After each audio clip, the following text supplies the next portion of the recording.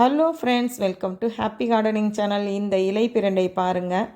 அது அவ்வளோதான் வச்சேன். ஆனால் எவ்வளோ பெரிய கொடியாக போயிட்டுருக்கு. செடி கிடையாது, இது கொடியாக போயிட்டுருக்கு.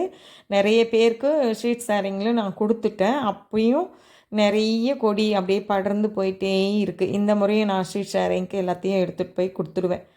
எனக்கு தேவையானது கொஞ்சம்தான், ஒரு 6-7 இலை தான். ஒரு வாரத்தில் ரெண்டு முறை எடுத்துக்கலாம்.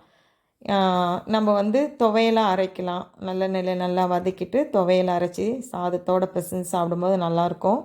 சாத பொடியாகவும் செய்யும்போது இது நல்லா டேஸ்ட்டாக இருக்கும். அதுக்கு இந்த கீரையை நல்லா வதக்கணும். எண்ணெயில் நல்லா உடையிற மாதிரி வதக்கணும்.